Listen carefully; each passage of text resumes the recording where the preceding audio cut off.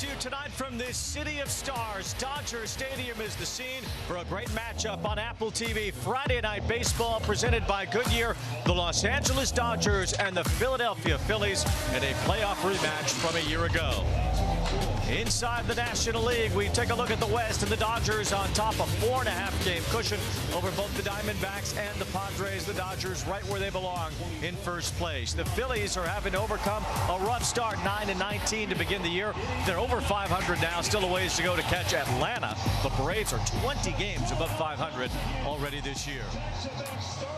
Alongside Dontrell Willis, I'm Wayne Randazzo. We come to you from Dodger Stadium tonight with two teams that met in the NLDS last year and look like they could be headed for October again this year. Plenty of firepower on both sides. All-stars, MVP, Cy Young candidates. This is going to be a fun one tonight. Well, Tani's both. He is both a former MVP now 4 times over, and he's a legitimate Cy Young candidate in 2026. As we take you through the star-studded years of Shohei, beginning in 2021 when he really took off as a two-way player. The coming out party of those first 2 years, showing the power and the mound presence. It was truly fun to watch, and it put the world on notice. And this MVP run started in 2023, the first of 3 in a row, 44 homers to lead the American League last year. Dynamite on the mound as well. He took his talents to the Dodgers, the big contract, the 50-50 year. There was never anything like it. That looks like good money right now because he continues to win MVPs and world championships as well. Truly solidifies himself as one of the best players of all time. And back on the mound in the middle of last season and this year, for the first time as a Dodger, is running through that two-way gauntlet, but he's pitching better than ever. You know what? That's the only award that's not in his back pocket is that Cy Young Wayne, and he is gunning for it right now. As you can see that ERA, the best in baseball. Now he's heated up at the plate as well, a 13-game on-base streak, and he's in the #1 spot in the Dodger order here tonight.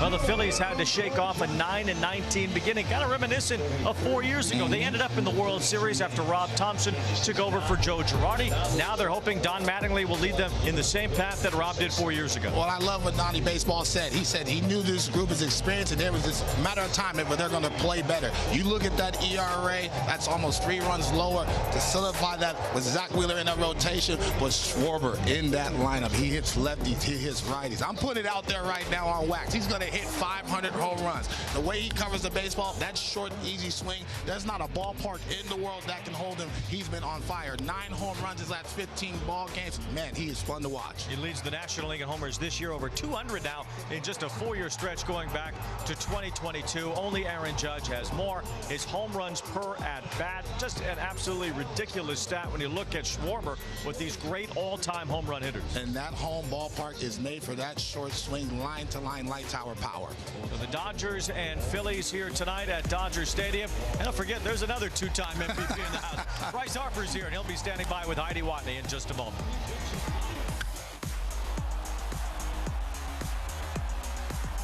At 8.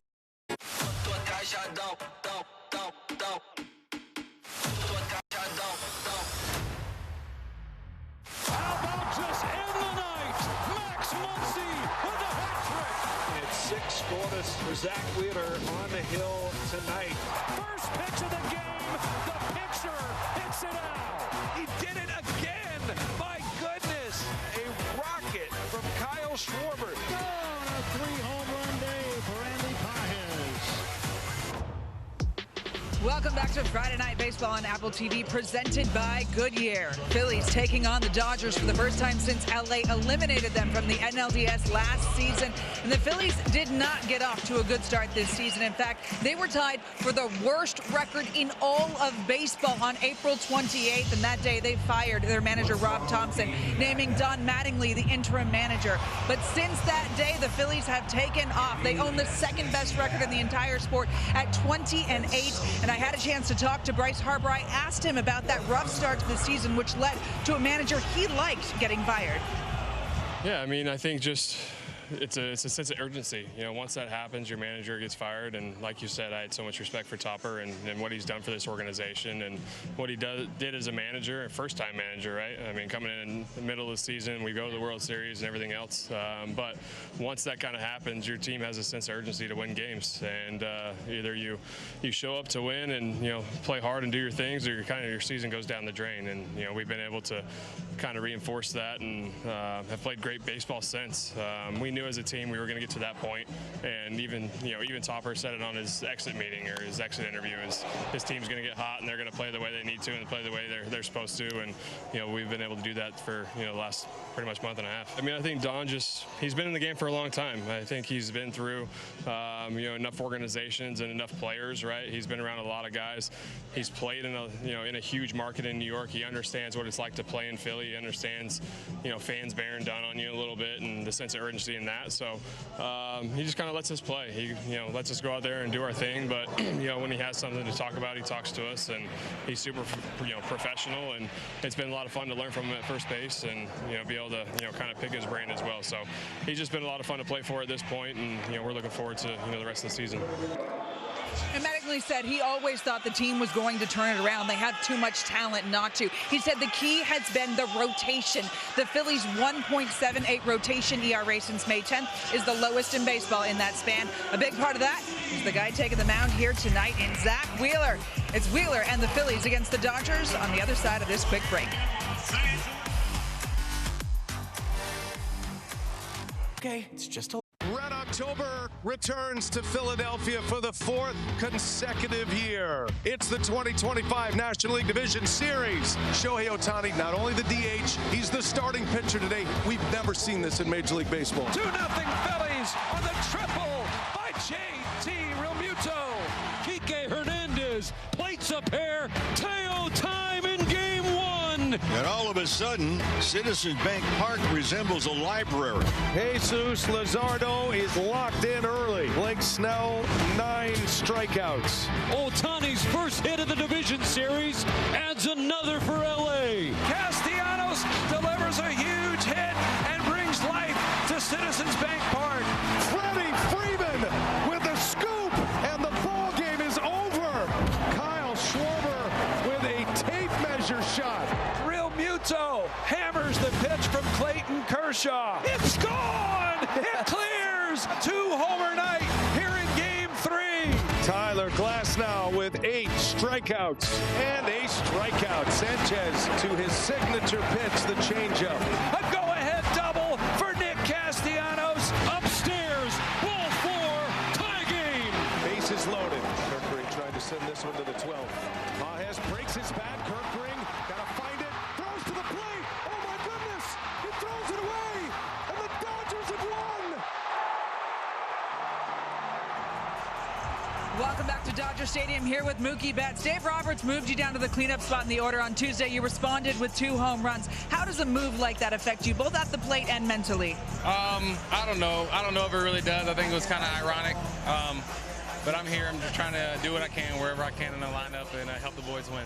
All right, the team had 2 more key injuries with Kike and Teo this week, yet you guys just keep trucking along with the 2nd best record in all of baseball. How are you guys able to do that with the long list of injuries this year? I mean, it's just next man up. Of course, we want those guys to hurry and get back, but everybody knows their responsibility, and everybody here can play baseball, so it's time for us to show it. All right, thanks, Mookie. Yes, ma'am. Well, I think they've been showing it. They've won the last 2 World Series. They're 36-20 to start the year, and it seems like the next man up philosophy is a good one for this Dodger ball club. Guys come in and out, but they keep winning. Very deep, very experienced roster, and Dave Roberts is one of the best managers in all of baseball. He continues to keep that hunger in that locker room, keep that motivation, and so it's business as usual in L.A. Justin Robleski got off to a very good start to the season in the rotation for the Dodgers. Had a 1.25 ERA through 6 starts. Last few starts, though, he's been beat up a bit. Gave up 4 runs in the first inning last time out. Well, the fastball slider combination has to play, but he needs to land that slider on both sides of the plate. Also, the fastball velo is something that I'm watching, anywhere from 94 to 97 miles an hour at the top of the zone, but really doesn't pitch a lot of soft contact. So to navigate this lineup, you have to do a good job of keeping this Philly lineup in the yard. And another of the next man up philosophy. You take a look at the scouting report presented by Carshield. He's been in and out of the bullpen, in and out of the rotation. Tyler Glasnow's on the IL. You have Blake Snell out. You have so many different pitchers that they could be using that aren't available to them. But Robleski's available. He's largely pitched well this year, and he'll face a pretty talented group of Phillies, including A man who is basically a modern-day Babe Ruth in his own right, at least from an offensive standpoint, as Kyle Schwarber takes ball one.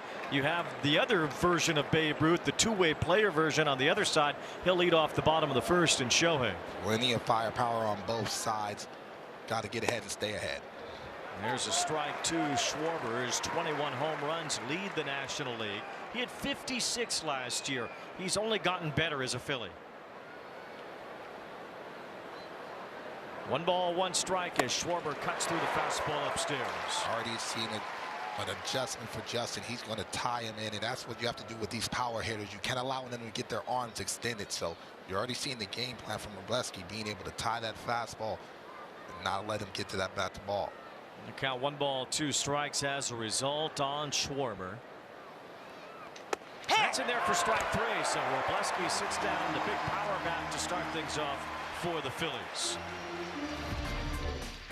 The rest of the Philly lineup presented by BetMGM. Behind Schwarber with Ray Turner hitting in the number 2 spot now. Bryce Harper batting 3rd.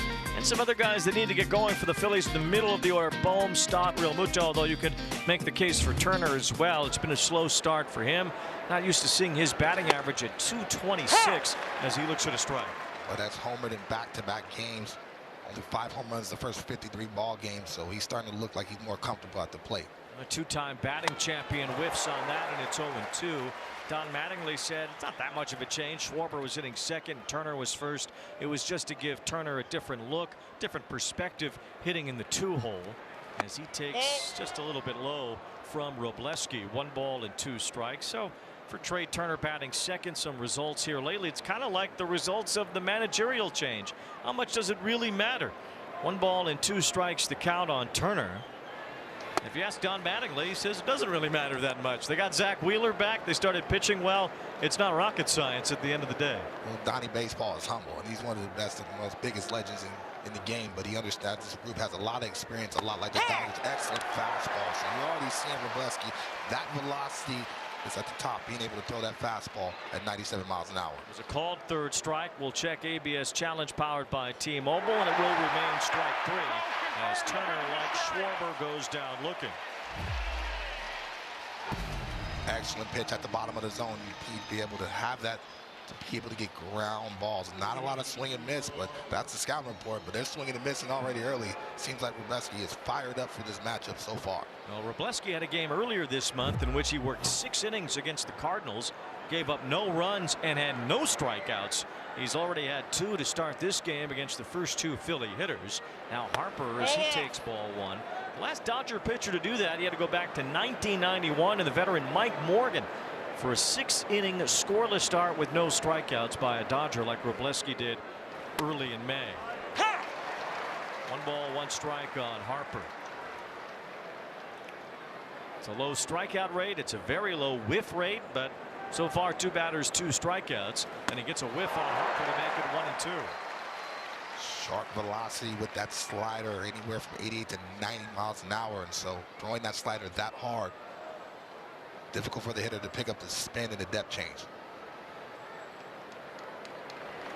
2-2 now on Harper, who's had a really good start to the season. 13 homers. He's driven in 33.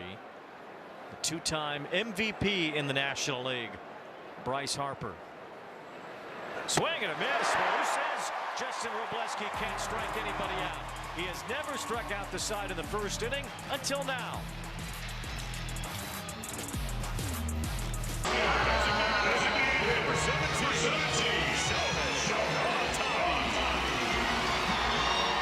Shohei Ohtani leads things off in the bottom of the first for the Dodgers after Justin Wroblewski struck out the side in the top of the first. Shohei knows a thing or two about that. He strikes out the side every now and then himself as a pitcher, and he leads off the ball game as a batter against Zach Wheeler. On the first pitch, he fouled it back. A good cut from Ohtani. Talked about it in the pregame, Joe. Zach Wheeler is not afraid of anybody. He's going to challenge every hitter with that fastball to get him going. It's a big-time matchup off the bat. Now Wheeler afraid of nothing and no one. Gets the fastball by Shohei there, and it's 0-2. Wheeler lives at the top of the zone with that fastball. A lot of strikeouts over the course of his career, and he's been brilliant in 6 starts since coming back from thoracic outlet syndrome. And that 4-seam fastball, you can see the vertical movement of that Hitters is hitting .077 over the last 2 seasons. He's been healthy off that pitch.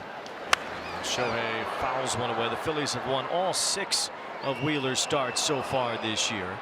He had deep vein thrombosis last August. The vascular version of TOS is easier to come back from, and he was able to come back relatively quickly, making a season debut this year on April 25th. 0-2, and it's in the dirt. Now, although it's reasonable to ask, how would that National League Division Series have looked different if Zach Wheeler was available to the Phillies? 1,000%. And I think both sides think about that in the back of their mind, just because he's one of the best postseason pitchers in his generation as well. 1 ball and 2 strikes on Shohei leading off the ball game. Swing and a miss, strike 3. Wheeler went to the back door with the breaking ball and punched him out. The rest of the Dodger lineup behind Shohei, as that lineup is brought to you by BetMGM. No leadoff homer tonight for Ohtani, but Andy Paz can drive in some runs. 50 RBIs, leads the majors. Freddie Freeman, Mookie Betts, former MVPs. Kyle Tucker, the big contract in the offseason. Max Muncy has had a good start to his year. Paz puts the first ball in play tonight after 4 straight strikeouts to begin the game, all from familiar names. Paz pops out to Bryson Stott. We've already seen the arsenal from Zach Wheeler, but the 4-seam fastball has to play all day long. They feel like his velocity is starting to gain after each start. 4-seam 30% of the time. That sinker and that split finger has to play, especially to the left-handed power to the Dodgers. 2 outs, base is empty. Here's some left-handed power in Freddie Freeman. As he lifts it toward the left field corner, slicing toward the foul pole. It is gone! A home run! Freddie Freeman keeps it fair and continues a long track of success against Zach Wheeler.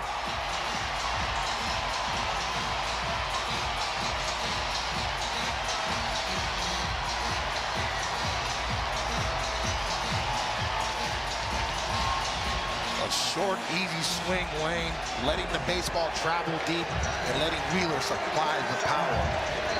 First ballot Hall of Famer. Head down through the baseball, and he knew it had a chance right off the bat. The 71st plate appearance for Freeman against Wheeler.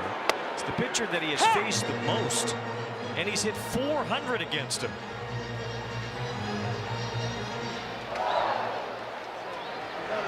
His 3rd career home run off of Wheeler. As Mookie Betts comes up empty, and it's 0-2. That was just a shot to the left field corner, and he kept it fair.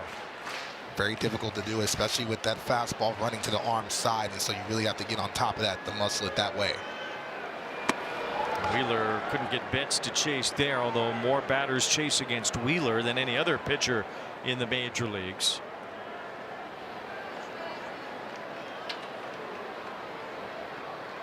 One ball, 2 strikes on Mookie Betts. It's a first pitch homer for Freeman, only his 2nd of that variety this year. But you know, when you faced a guy 71 times, is it really a first pitch? There's a lot of story in that book. 2 balls and 2 strikes on Mookie Betts, and a breaking ball wipes him out to win the inning. But the Dodgers a quick lead on a quick strike from Freddie Freeman. Straight down the left field line, he kept it fair in the corner and gave the Dodgers a 1-0 lead.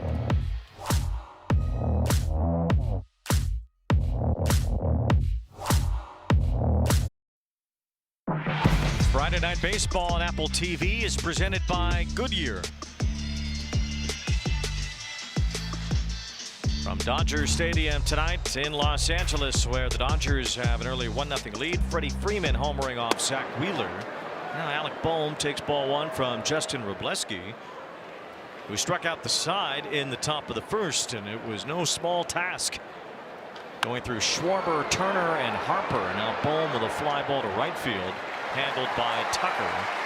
1 away in the 2nd. Here's Wrobleski punching through the Phillies in the 1st. Yeah, the velo was on high today, being able to throw that fastball, the 4-seam at the top as well as the bottom of the zone, throwing that baseball with conviction, challenging some of the best hitters in that lineup early in the ball game. 1 out now. The batter is Bryson Stott. Stott playing second base, and against the left-hander Wrobleski, Stott has had some good success against left-handers so far this year, batting .333. It comes at a time where Phillies right-handed hitters are batting .205 collectively. That's the worst in the major leagues. So the righties aren't working. Don Mattingly has dismissed the platoon, and he's giving Stott and Marsh more playing time against left-handed pitching. And Stott looks comfortable and not afraid to hit the baseball to the left side and let the baseball travel deep, but already in the hole early. It's a ground ball here softly to Freeman, who gobbles that up and beats Stott for the second out. Strike one, strike two already from Wrobleski. You see he's going to be aggressive, and so it's forcing already the Phillies lineup to be aggressive and hit the pitcher's pitch down in the zone. Well, the Phillies not hitting from the right side very well, and they haven't hit lefties very well. They've only hit .216 against left-handed pitching this year, and that plays into Wrobleski going 5 for 5 to start the night. Here is Real Muto swinging through a first pitch fastball. Where's all this swing and miss coming from? He must have watched a pregame show. So, most players do. It's a secret in the locker room. They got us all over those TVs, Wayne. They need more D-Train in their life. No, they don't. But they need more Jerry Hairston in their life. They don't need that either. But no, but being able to stay down in the zone is critical for him because it's a talented and athletic defense behind him. So he looks a little like he has a pep in his step. He's working with great pace, and I think these Philly hitters are going to try to slow him down. 1 ball, 2 strikes on the great catcher JT Real Muto. You see him and Will Smith together in a game. You think about the steadiness that both bring to that position. Game calling, pitch receiving, the ability to have strike zone awareness. Both are very good at ABS thus far. Just handling a staff and blocking everything you need, the intangibles, to be one of the best catchers in all baseball. Both of those guys have it. 2 balls, 2 strikes on Real Muto as he laces one foul to the left side. And it's still 2-2. Real Muto has certainly been one of the best catchers in baseball for a long time, going back to his time with the Phillies here since it started in Philadelphia in 2021. But good years in Miami before that as well. And Will Smith has really taken off in these last 5 years as well. And side by side in that regard, as the ball boy had a little bit of a journey to go get that one off the bat of Real Muto. Run all the way down to Pasadena. 2 balls and 2 strikes with 2 out and nobody on. Muto chops one to short. Mookie Betts waits for it. And after his gather, a throw to Freeman to end the inning. Wrobleski 6 up, 6 down to start the night. Tonight's aerial coverage brought to you by Goodyear, born for the track, built for the street. We'll take a look at our Goodyear drone cam over beautiful Dodger Stadium tonight. Sun setting in the background over the mountains. There's downtown LA. What a scene it is.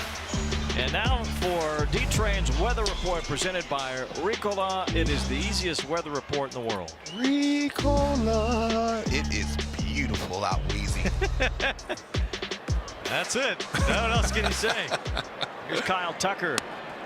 Sun shines a little brightly, I think, even more so when you got a $60 million a year deal like Tucker did in the offseason. You want to talk about chips with dip.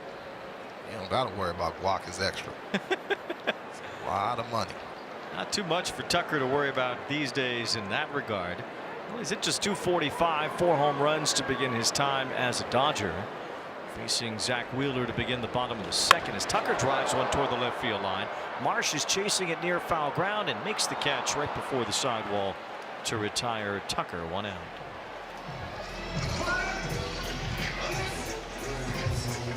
Some view we have here. Center behind home plate. Vin Scully's booth here at Dodger Stadium. You just can't take anything like this for granted. This is perfect. Honor and respect to be in the house that Vin built. One of the greatest narrators of our sport of all time. 1 out, nobody on. Max Muncy is the batter. It's Joe and Orel's booth now. Hey, they know better than that. I respect Joe and Orel. They're one of the best. Love that duo, and you know how I feel about them. But the legendary Vin Scully, and so being a kid from Northern California, I still honor and respect and appreciate being able to call a Dodger game. It's special to sit in this booth, no question. As you look out at Dodger Stadium and San Gabriel Mountains and the sun setting here in LA, this is baseball blue heaven for sure. As Muncy bats with 1 out and nobody on, he hits a high fly ball right pretty deep. Garcia's back for it. He's at the warning track, all the way to the wall. It's gone. Two Dodger veteran lefties have homered in the first 2 innings. First Freeman, now Muncy.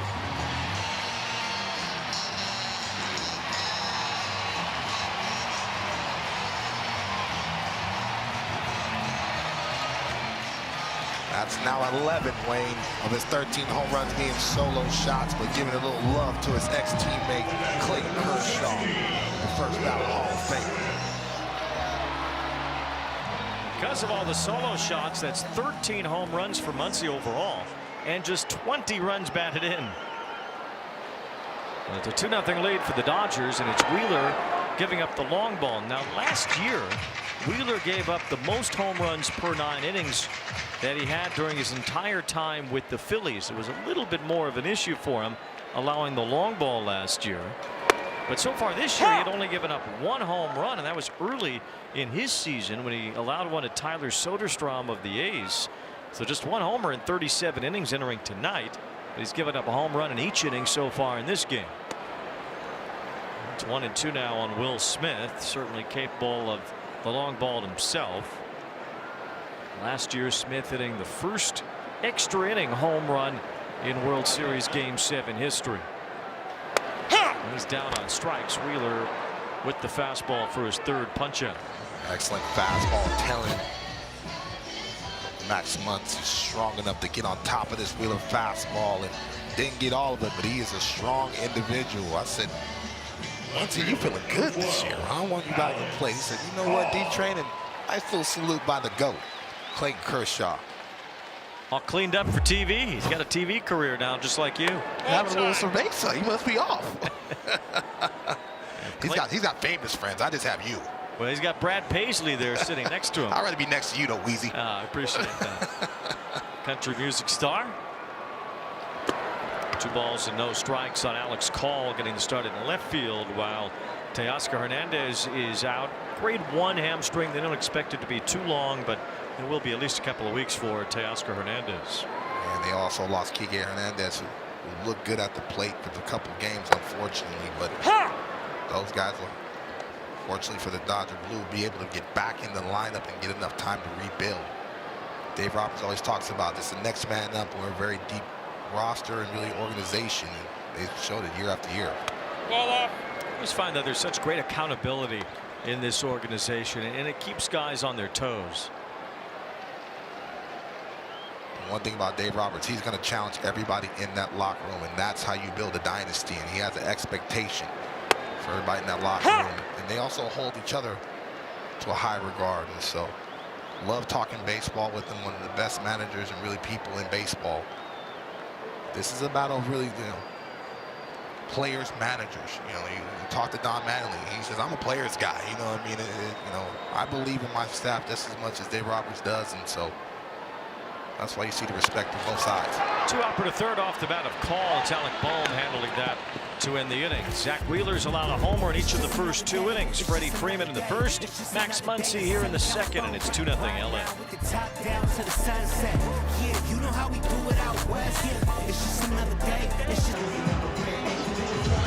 Tonight's odds courtesy of BetMGM. It is a crowded field in the NL Cy Young race. The Phillies' Christopher Sanchez has taken the lead with his incredible start. He has not given up a run in 44 2/3 consecutive innings. But get this, there are 6 National League pitchers who've thrown at least 50 innings with a sub-2 ERA, including Shohei Ohtani with his 0.82 mark. I asked Dave Roberts, who's going to be managing the All-Star game in Philly in July, if he had to pick today which one would start the game. He said, that's an impossible question, guys.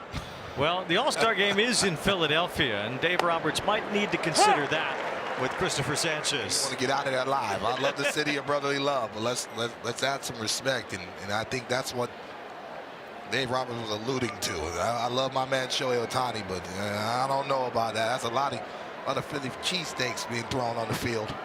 Brandon Marsh leading off here in the 3rd. Sanchez now 44 2/3 consecutive scoreless innings after he shut out the Padres the other day. He's getting there. He's really close now. Just a couple of starts potentially from Oral Hershiser's record for the most consecutive scoreless innings at 59. 2 balls, 2 strikes on Marsh. Well, when you think of that streak, I went 24 innings, and it felt like I didn't give up a run for a year.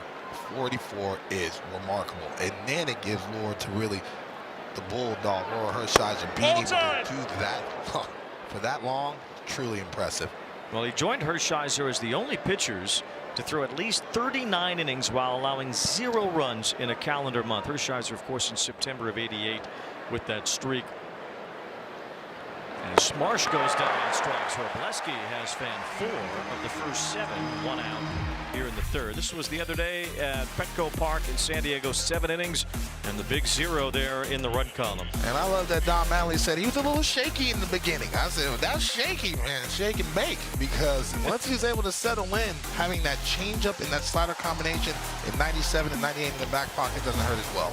The Phillies are 11-1. In the last 12 games started by Wheeler and Sanchez. So that's what Don Mattingly's point was earlier. The managerial change is kind of whatever. You got Wheeler back. You have Sanchez not even allowing 1 run for a month. That's a big reason why the Phillies have turned things around. Well, Wheeler stabilized the rotation. It starts and ends on the mound. If you have consistency on the mound, it takes a lot of pressure on the offense. And all those guys, Luzardo included, they have swing and miss, and it's very important, especially in their home ballpark, because that's a hitter-friendly ballpark, to have swing and miss, and man, they all possess it. No balls, 2 strikes on Adolis Garcia, new to the Phillies this year after long tenure with the Texas Rangers. Had a remarkable postseason in 2023. Has not quite been able to get back up to that standard since. Dropped off pretty considerably the last couple of years. The Phillies hoping he can find it again, but he's only hitting .201.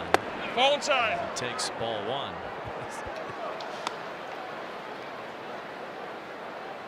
See Garcia in the few seasons since 2023. That's not even to show his postseason. Right. He had a great year. Then his postseason was unreal.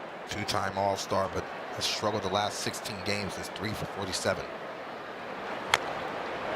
Still 1 ball and 2 strikes, and mentioned just the overall lack of production from all the right-handers on this Philly roster. But they're still winning ball games, especially over the last couple of weeks, and really leaning on that rotation. 1-2 the count. And a fly ball hit to left. This is deep. Back for it, Alex Call, but he has just enough room near the track to haul it in. Garcia gave it a ride, but he's the 2nd out here in the 3rd. Garcia looks like he just caught that right under the label, but he is strong enough to be able to muscle it up. He is built like a fullback. Breaking ball, catching a little bit too much of the plate and catching it right on the label. Didn't have enough. 2 out. The number 9 batter is Stuart Baroa as he fouls one with a bunt attempt. Baroa was added to the roster with Otto Kemp going to AAA. Phillies also put Aaron Nola on the paternity list and added a reliever, Nolan Hoffman, to their bullpen. 0-2 now on Baroa, career minor leaguer. Spent a little time in the Dodgers organization last year, mostly in the Blue Jays farm system.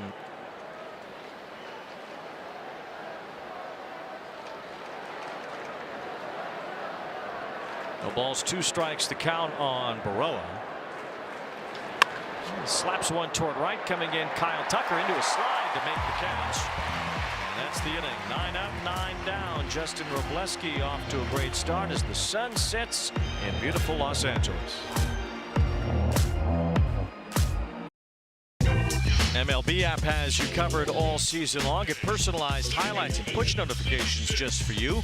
Download the MLB app, the #1 app for live baseball. Randy Wolf had a nice long major league career. Pedro Martinez spent some time with the Phillies at the very end of his career. And Fernando got into a Philly uniform at one point. Great one. Alex Freeland is the leadoff batter here in the bottom of the 3rd. Zach Wheeler allowing home runs in each of the first 2 innings. Only the 6th time in his major league career he's allowed multiple home runs this early in a game. Strike to Freeland. It's been a very long career now for Wheeler. He has spent several years as a Philly, dating back to when they brought him into the organization in 2020. And he has certainly turned into an ace. living off that 5-year deal initially and then getting another contract that takes him through 2027. He says he's going to retire after that contract is over. Some people around don't necessarily believe that, but he seems pretty adamant about it. Well, it's tough, especially the way that he pitches when he is healthy. And you see the high velocity that he still possesses, but the track record speaks for itself, and he's a big game hunter. You know, when Jacob deGrom pitched for the Mets, he used to take the mound to that song "Simple Man." Zach Wheeler almost lives it as much or more than deGrom does, and the two were very close in New York, and you see a lot of deGrom in Wheeler. Wheeler's just been able to stay healthy. Freeland with a fly ball to left. This one moves Marsh over. One out here in the third.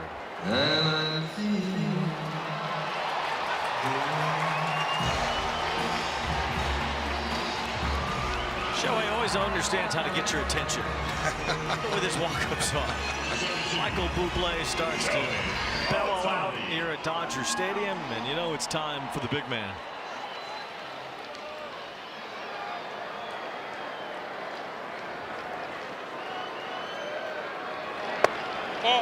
All one to Shohei's third season as a Dodger. First two, he won the MVP and the World Series. Trying to make it a trifecta this year. The Dodgers looking to be the first National League team to ever three-peat. And Shohei rips one deep to right. Garcia's out near the wall. It's gone! The spectacular Shohei rises this crowd to his feet again.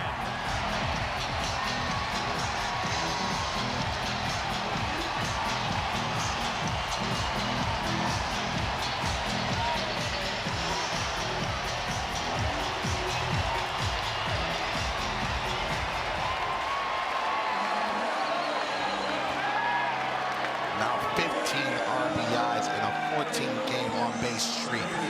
Short, easy swing.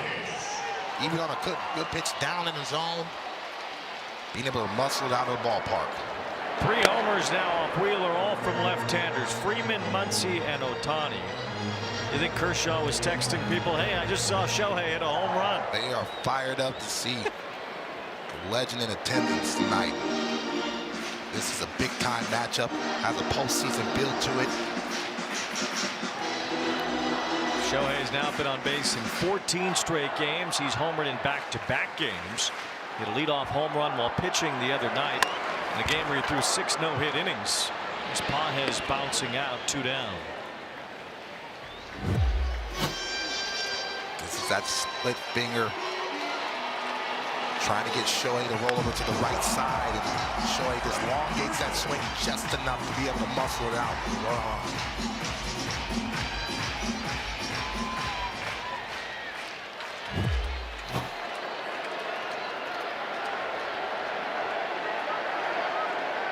There's Freeman taking ball 1. The other night, Shohei 6 no-hit innings, also hit a home run. It was a leadoff homer.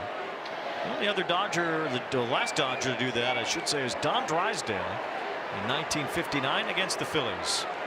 And Shohei has now homered in 2 straight games for the first time since mid-April.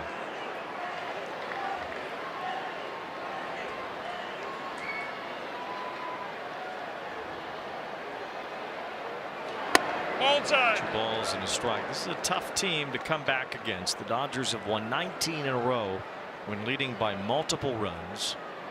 They have a 3-0 lead early. Wrobleski hasn't even allowed a base runner yet.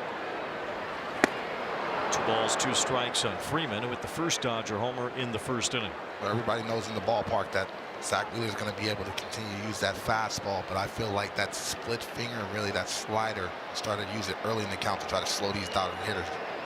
Fly ball to left. This is Brandon Marsh in position toward the corner to end the inning. Well, the Dodgers have homered in each inning. Freddie Freeman in the first, Max Muncy in the second, and now Shohei's turn. The bright lights at Dodger Stadium, and the Dodgers are in a 3-0 lead after 3.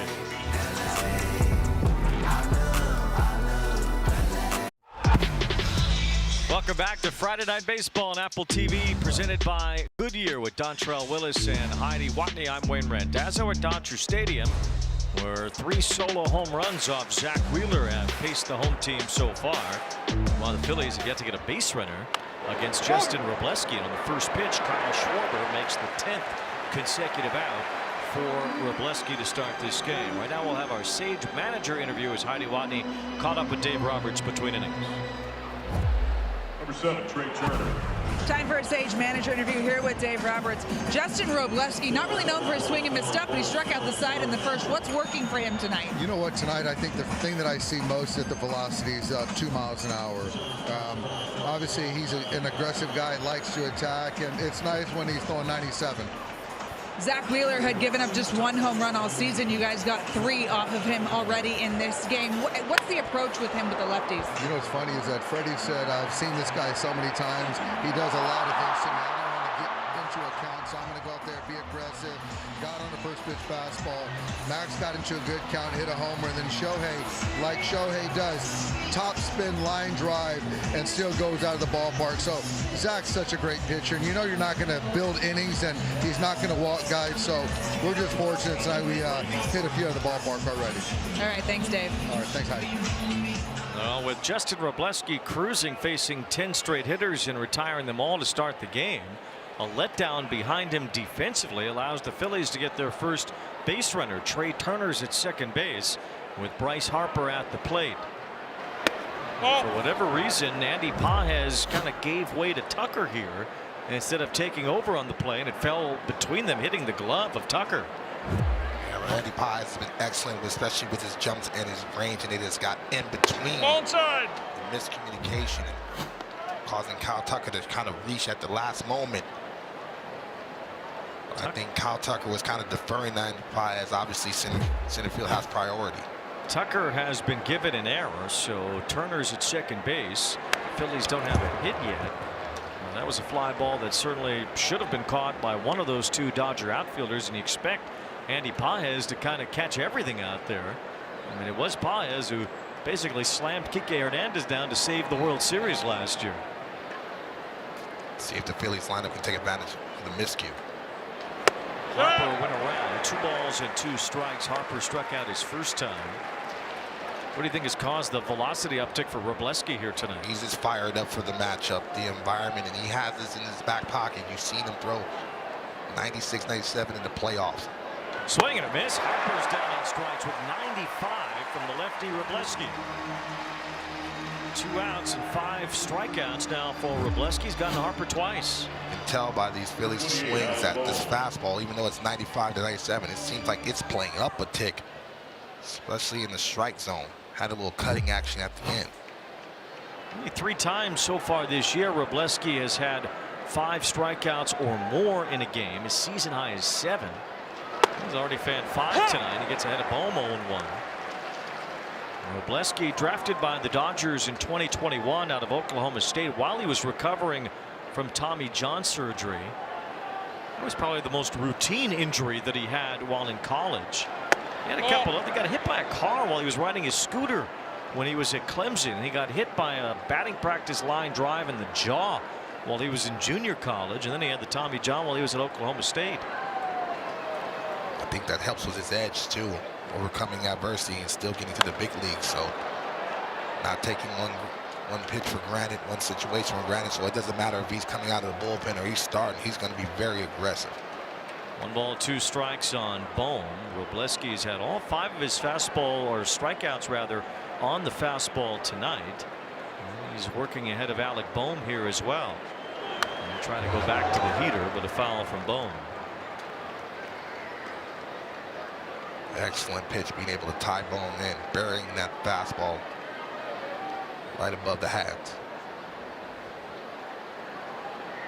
Wrobleski ended up getting some big outs for the Dodgers in the postseason last year.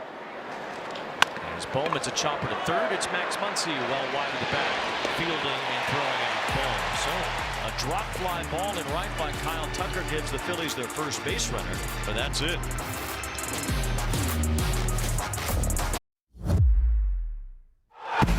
Time for a Sage manager interview here with Don Mattingly. Zach Wheeler had been so good this year. That's 3 tough left-handed hitters he gave up home runs to, but what are you seeing from him? No, I think he's okay. Freddie hit a pretty good pitch. Usually I'll see that ball slice. I've been watching Freddie for way too long, seen him do that. And it looked like Maxie tried to get in there and just left it out over the plate. And Shohei does Shohei stuff. What's the biggest challenge taking over for a manager who got fired in season? I don't know. It's the first time for this, so really more than anything just trusting our guys and getting us on track and knowing we had a lot of season left. And I knew we had a talented group, so it was a matter of just getting us on track, start walking, start winning 2 out of 3, and then go from there. All right, thanks, Don. Okay. Well, Donnie Baseball, and that is really a sight to see. Don Mattingly with the Phillies as the interim manager. He said he thought about walking away from the game and not getting back into coaching after last season when he was the bench coach for the Blue Jays. So Dave Dombrowski kind of talked him into it. Don't forget his son Preston is the general manager as well for the Phillies behind Dave Dombrowski's leadership there. He's back in a managerial role. Of course, his first job as a manager was on the other side here at Dodger Stadium, where he managed the boys in blue for a number of years. Mookie Betts chopping one to Bryson Stott. That's 1 out here in the 4th. 3 division titles at the helm for the Dodgers as well, and so you look at his experience, and this is Donnie Baseball, one of the best players in our game's history. Look at the manager for the Marlins. He said, "Hell, that was a tough time over there." I said, "I know your feelings about that as well, being a former Fish, but you just see that track record, and you never hear a bad word about him, not as a player, not as a manager, not as a coach." And so he loves the game, and he loves being around the players as well. Had about a 6-year span as the Yankees first baseman, where he was about as feared of a hitter as there was in the American League at that time. And he's had a nice long managerial career after his time with the Dodgers and the Marlins. The ball's at a strike on Tucker. He said that basically he feels like he's made a good manager despite being a great player. You don't see a lot of great players become good managers. He said he really had to work for everything that he got as a player, and he thinks that helps him be relatable to players, whereas maybe some other great players had it more naturally gifted to them.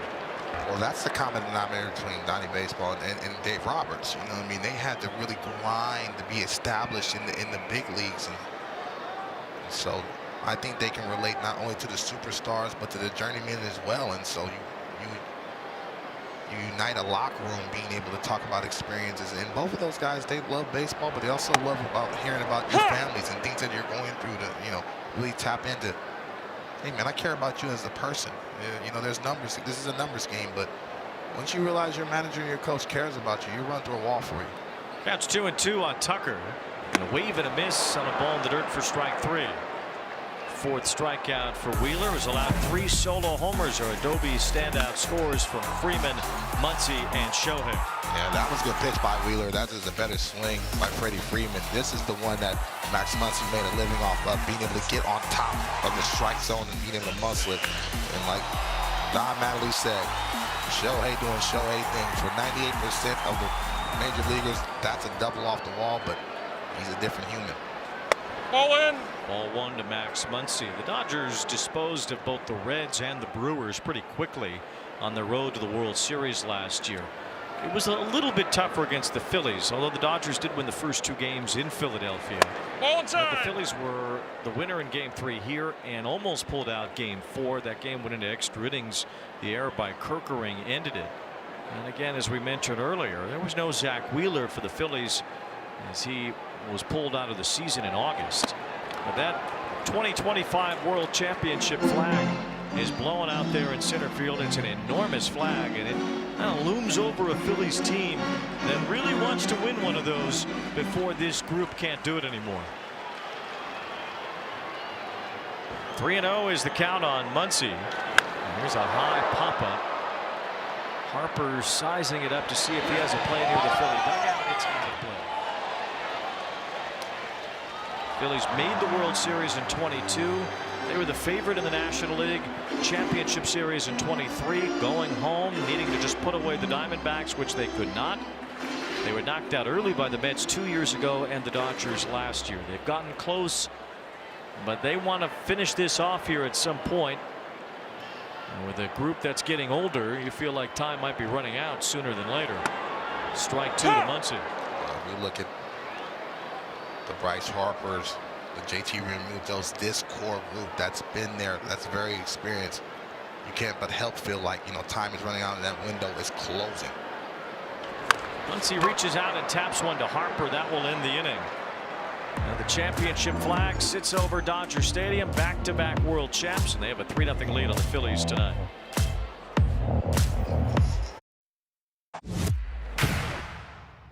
Pages breaks his bat. Kerkering gotta find it. Throws to the plate. Oh my goodness! He throws it away, and the Dodgers have won. Pandemonium at Dodger Stadium, and your heart breaks for Ryan Kerkering.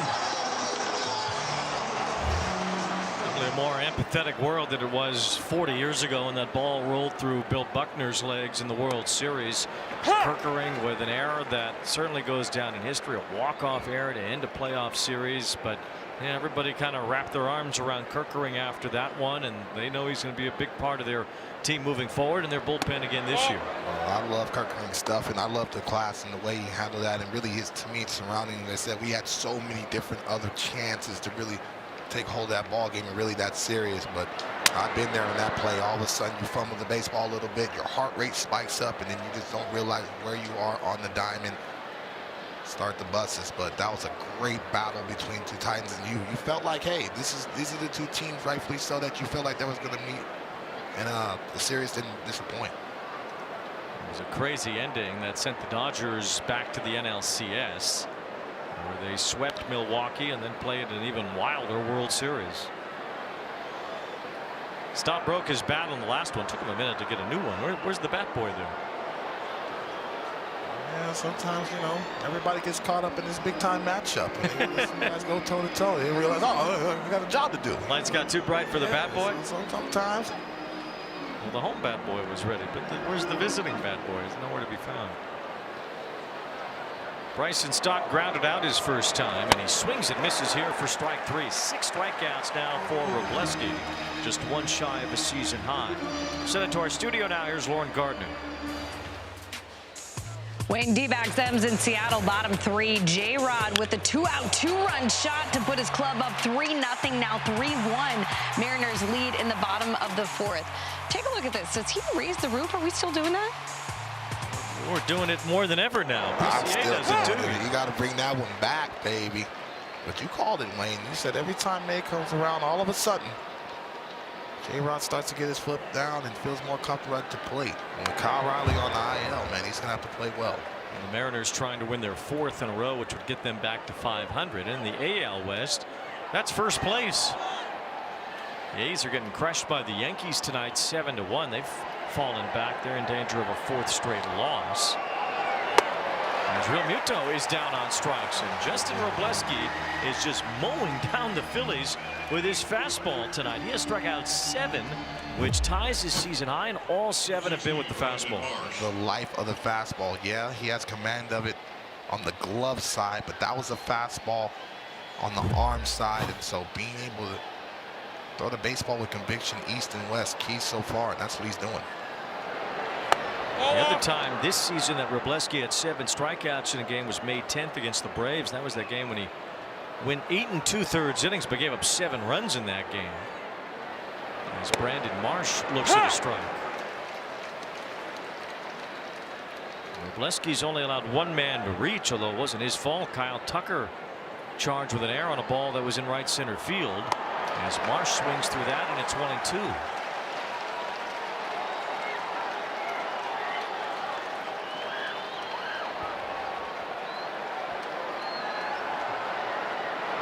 Swing and a miss, strike 3. A new career high, 8 strikeouts in 5 hitless innings for Justin Robleski here at Dodger Stadium.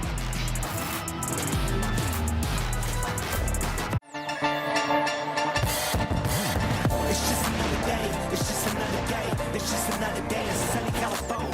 Ride around with the top down to the sunset. Yeah, you know how we do it out west. Party all night with the stars to the morning. 3 solo homers, and Justin Robleski have lifted the Dodgers so far tonight. 3-0 they lead in the bottom of the 5th. First pitch strike from Wheeler to Will Smith. Wheeler has only allowed those 3 base runners on the solo home runs. He has not pitched out of the stretch tonight. There's Will Smith with a fly ball to right center. This is sent back. Garcia's at the wall, and that's gone.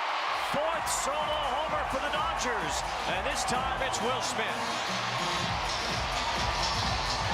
They are taking advantage of mistakes in the strike zone, Wayne. Now you're seeing the true power of this lineup and the depth as well.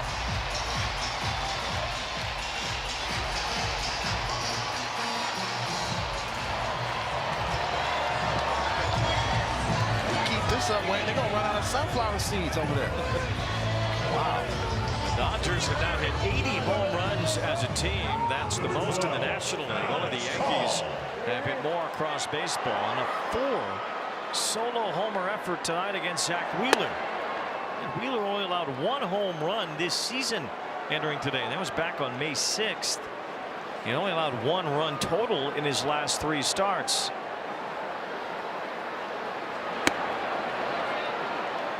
It's only the second time Wheeler has allowed 4 homers in a game.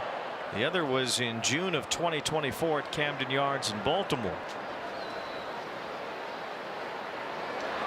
2 balls and a strike on Alex Call.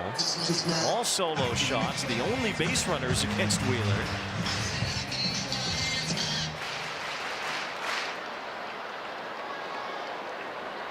Now we asked Dave Roberts before the game, in the grand scheme of things, in the big picture, if you see the Phillies again this year, would tonight be something to think about when you face Wheeler again in an important game in October? And he said it was probably too early for that. They just wanted to beat whoever Wheeler was tonight. Well, they have beaten him with the long ball. 4 hits, all solo home runs. Yeah, well, so far so good as far as the approach for the Dodger lineup, being able to square up the mistakes, because he doesn't make many. But if you look at this rotation, Tim, you have Sanchez, Luzardo. They're going to face some high-level swing and miss weapons in the postseason. They match up with them.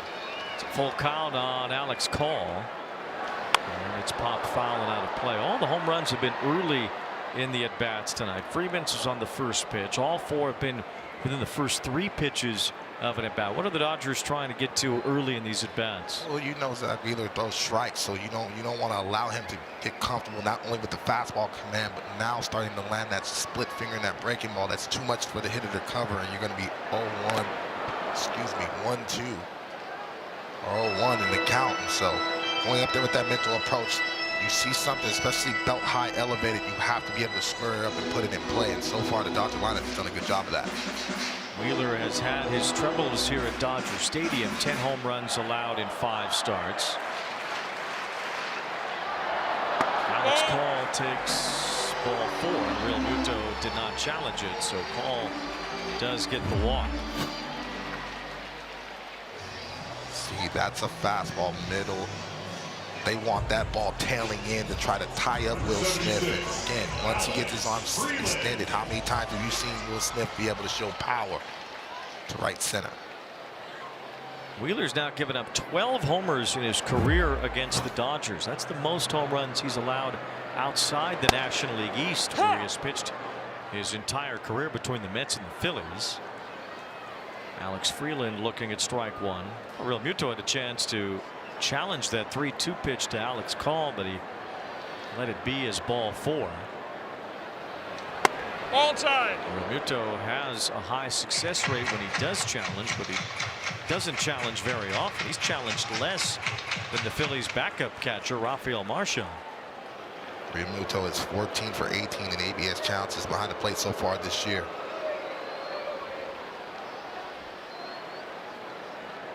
Call at first. Wheeler pitching out of the stretch for the first time.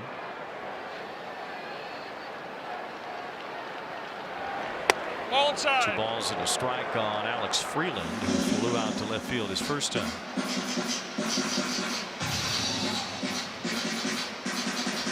Ha-Seong Kim was sent back to the minor leagues today. Santiago Espinal returning to the Dodger roster. It could give Freeland more playing time as he grounds one up the middle. Sliding stop by stop, flips to second wall, Turner to first, 2, a double play.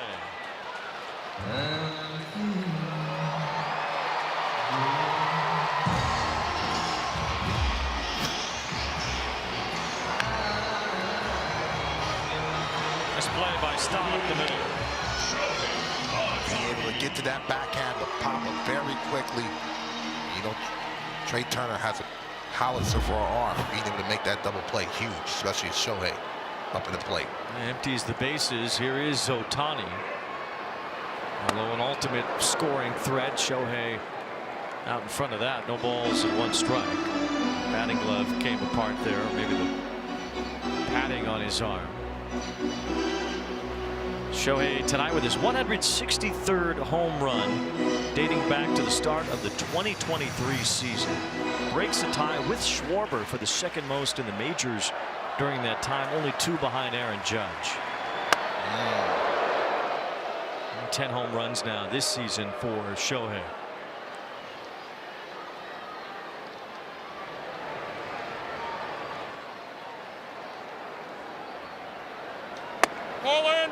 Interesting question for Ohtani.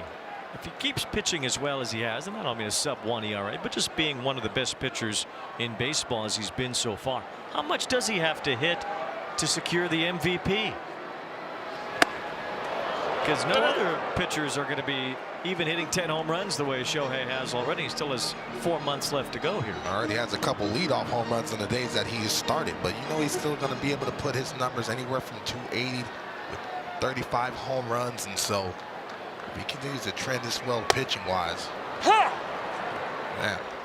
If he's a top 5 pitcher, and even if he doesn't have his normal offensive season, that's probably still enough. Absolutely. To get MVP number 5. 3-2. And a late swing and a foul. Shohei with a little get off me ball type swing. Guess wrong.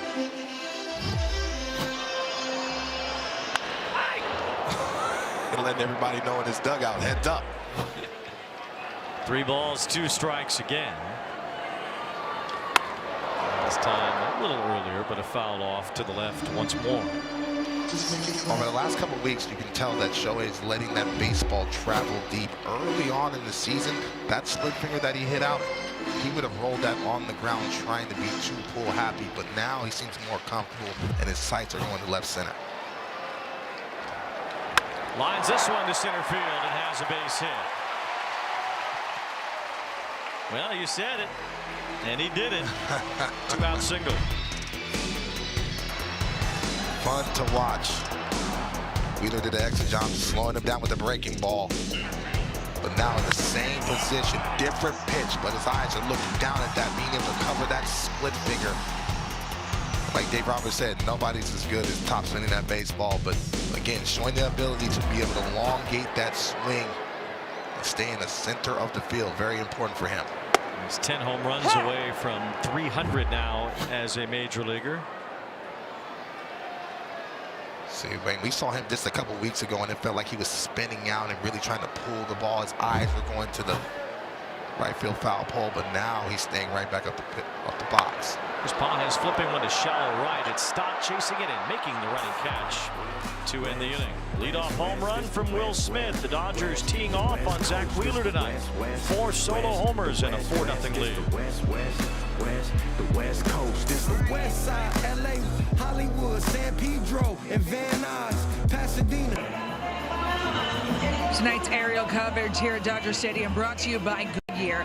Now, the Dodgers bullpen was a bit shaky to start the season, but they have been a weapon for them over the last month with the best ERA in baseball. And Dave Roberts said he challenged guys to attack and to throw strikes. He said, why would you throw a ball? Are you afraid to go after the hitter? You need to get rid of that anxiety of failure and have that edge to you, Wayne. Might not need much of the bullpen tonight, though, with the way Justin Robleski has looked in the first 5 innings. He has not given up a hit. He already has a career high with 8 strikeouts. Talking about some of these managers and the way they go about their business, Dave Roberts really has a stronghold and good feel of every single person in that locker room, including his coaching staff, and challenging these guys to be able to compete at a high level on a daily basis. And they understand they're going to get everybody's best fight. Adolis Garcia gets out of the way there, 2-1. Dodgers do have the best bullpen ERA in the majors. That's without much contribution from Edwin Diaz, who they brought in to be their lockdown closer in the offseason. 2-1. Garcia had a good cut, but fouled it back. 2-2. Yeah, finally got in a hitter-friendly count. 2-1, and trying to be aggressive, and when he's locked in, that ball is barreled, especially to the pull side. Garcia flied out to fairly deep left field his first time. It's a bouncer here. Mookie Betts grabs it and throws it. And Freeman handling that to retire Garcia. So it's the first out here in the 6th inning. Robleski has retired every batter he has faced except for Trey Turner, who had a fly ball to right center field. There was some miscommunication between Pages and Tucker out there. The ball hit off Tucker's glove, and he was charged with an error. Otherwise, Robleski has been spotless tonight. Here is Stuart Baroa. He takes strike one. I think his rhythm and really pace has been outstanding. He's not letting these Philly hitters really think about the adjustments mid at bat. Big boys in the Philly lineup coming up behind Baroa. Robleski gets through them again. Well, it starts to get pretty interesting here in Los Angeles. It's Trey Turner and Kevin Long, the Phillies hitting coach, in front of him. Schwarber on deck. He'll bat in this inning. No balls, 2 strikes. And Baroa stays alive. Fastball still popping at 96. On that baseball with a lot of conviction and doing a good job of following the mid for Will Smith thus far. Baroa is battling here, still 0-2. Baroa called up today. He was hitting .250 at AAA for Lehigh Valley after being picked up from Milwaukee earlier in the year.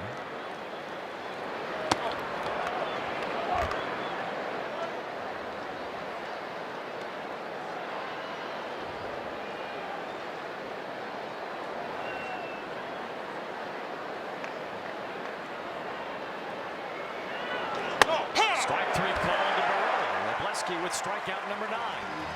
Excellent execution and really call Will Smith the 2 pitches before. They threw a breaking ball and a slider in a half, and then change the hitter's eyes, throwing that 4-seamer out, locks up the hitter.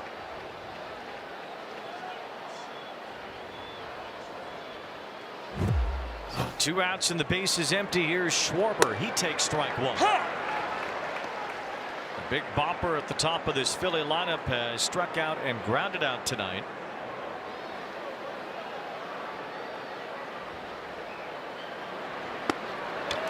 Justin Robleski has cruised through 5 2/3 innings. For a guy who has been known to not strike out many, only 31 in 55 innings this year. He has fanned 9 tonight. And here's Schwarber with a fly ball, center field, sent back. Pages out near the wall. It's gone. Kyle Schwarber spoils the no-hit bid with a laser beam out to straightaway center. It's a Schwarbomb to get the Phillies on the board.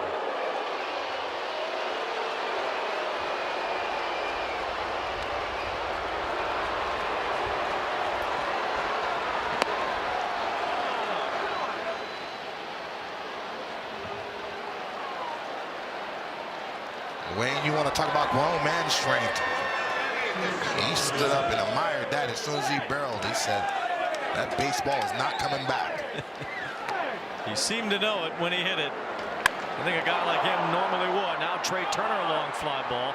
The same spot as earlier, except Tucker catches this one. And that ends the inning. Kyle Schwarber says no hitter, no more. To deep center.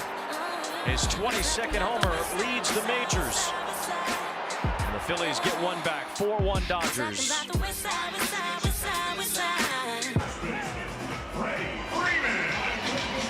Well, this kid had the Freddie Freeman jersey on, but then Schwarber hit a homer, so time to switch it up. It's a man of the people. I like that. He likes his left-handed hitting sluggers, I guess. Got the Schwarber jersey over the Freeman jersey. I bet you he hit bombs too.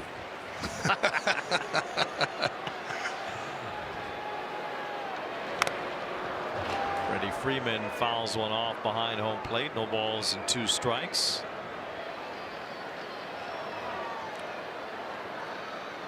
man's been doing it at a high level for a very long time.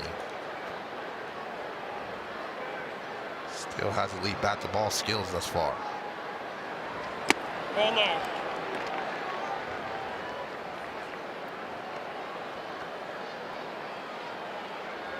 So far, got to give a lot of credit to Zach Wheeler being able to stay focused, even though giving up 4 solo shots. You still have a chance and be in striking distance. You just have to settle down.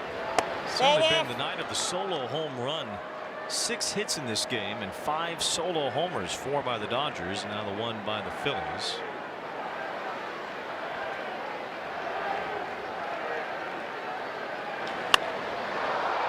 There's Freeman with a fly ball to the left field side. Bohm is chasing and making the play. Good job by Bohm to stay with that over near the sidewall. 1 out. Being able to give a glance to see where that ball is against the wall. Sticking with it, a huge first out. Here's Betts, who is 0 for 2 with a strikeout and a ground out tonight. Zach Wheeler has thrown 86 pitches in 5 1/3 innings. Phillies bullpen is getting up. They really haven't let Wheeler get to 100 pitches yet. Oh, he's been close a few times. 4 solo home runs tonight have the Phillies behind. It's left-hander Tim Meza getting ready. Betts grounds one right to his counterpart at short, Trey Turner. 2 up, 2 down. It's a lot of quick outs for the most part for Wheeler tonight. He has 4 strikeouts. Continue to work the strike zone. Still battling out there to try to execute the sequence, especially now. Second and third time through the lineup, being able to land that breaking ball so the fastball plays up a little higher.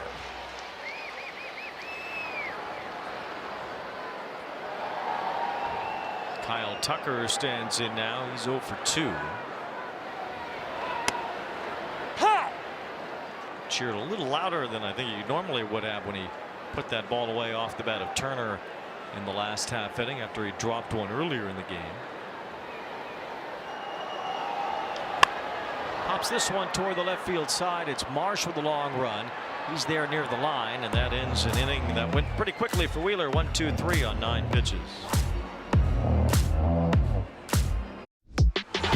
Welcome back to Friday Night Baseball on Apple TV, presented by Goodyear. Bryce Harper was a Gold Glove finalist at first base last season, but his defensive metrics this season haven't been great. I asked him why he thinks that is. He said it has a lot to do with positioning early in the season. He felt like he wasn't in the right spot to field the ball, was relying on his second baseman to cover.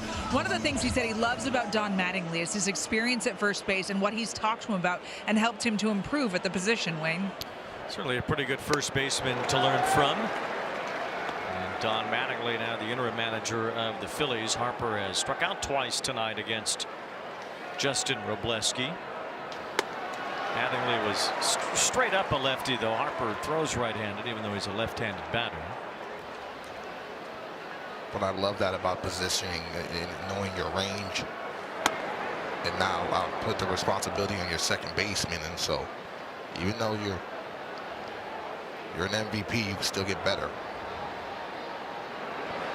Remember that crazy highlight you saw every now and then, way back when we were kids, where Mattingly in the Pine Tar game against the Royals played second base as a left-hander that one time. 2 balls and 2 strikes on Harper.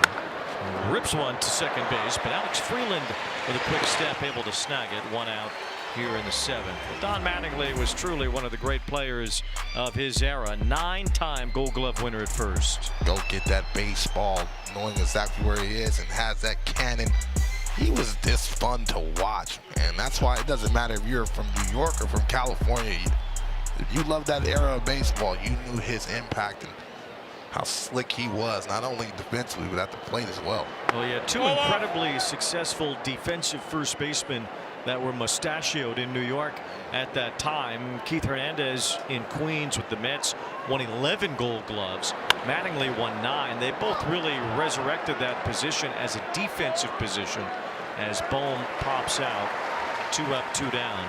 Well, just because we're talking the Yankees, I guess we got to hear about the Yankees. According to our producer, Yankee fan Mike Trainer, here is Lauren Gardner in the studio. Second base.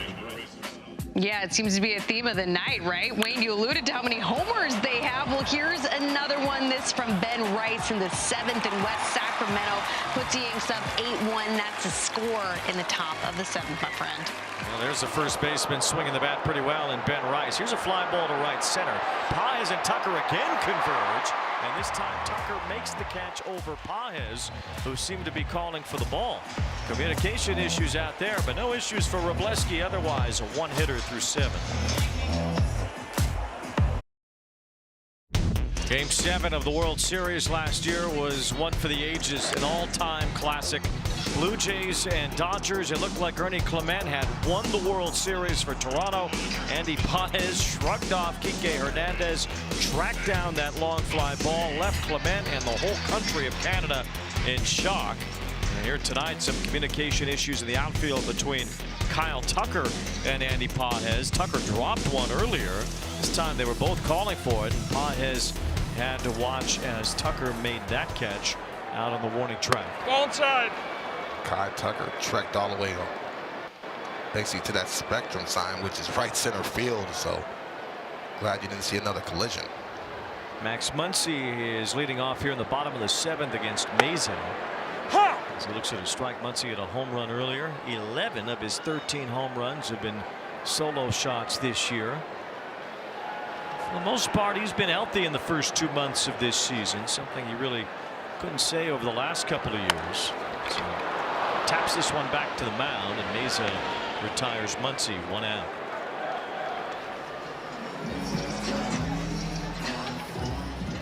Edgardo Enriquez is up in the Dodger bullpen. Wrobleski gets near the end of his road tonight. What a performance it's been by Justin Wrobleski so far. And absolutely outstanding, using that fastball command to really speed up the Philly hitters, and the second and third time through the lineup, landing that breaking ball with just pure aggression and really mound presence from Justin today.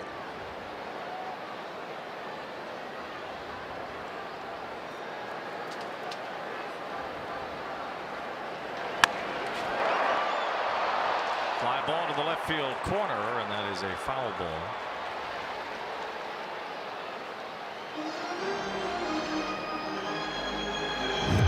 That's awfully close. Will Smith hustled out of the box. Just about 2 feet foul. Smith hit a home run himself here tonight, led off the 5th inning with a homer. Zach Wheeler allowed 4 home runs. Those are the only 4 runs given up. Only 1 other hit allowed. Just a single by Shohei in the 5th inning. He still wins 6 innings. First Philly pitcher to give up 4 homers and go 6 since Jared Eichhoff 10 years ago.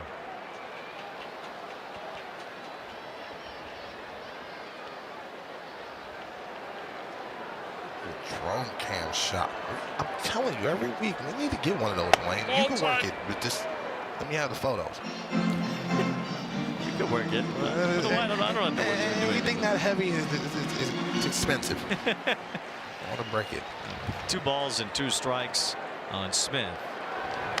And a foul tip for strike 3 as Mesa gets the strikeout. 1 out here, 2 outs rather here in the 7th. Make your mark and become a legend, just like Juan Samuel at MLB The Show 26, available now on PlayStation 5, Xbox Series X. My guy J-Roll. Nintendo Switch, rated E for everyone. Chase Utley's here today. Also, my guy, a lot of cool battles between Chase Utley and J-Roll in the Philly uniform. There's some good Philly teams too. As Alex Call sends one to left, this is Brandon Marsh waiting to end the inning. Quick inning for Mesa, 1, 2, 3 on 9 pitches.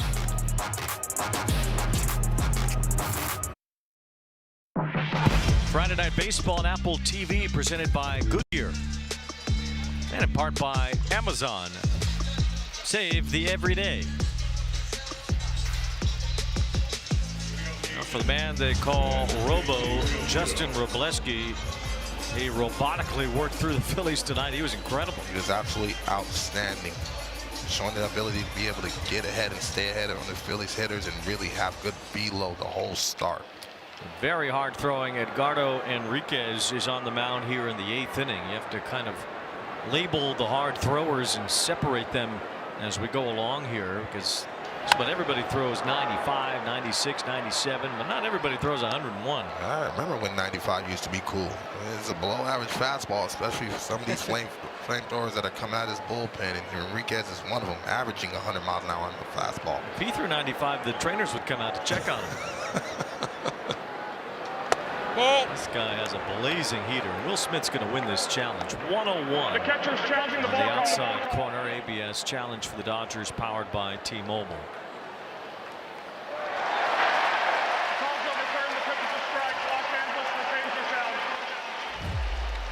0-2 on JT Realmuto leading off here in the 8th.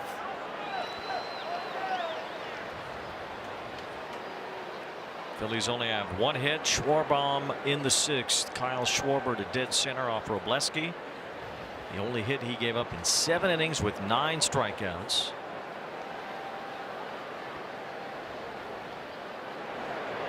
That'll be a pitch timer violation for Enriquez with a false motion to the plate there. 1 ball, 2 strikes.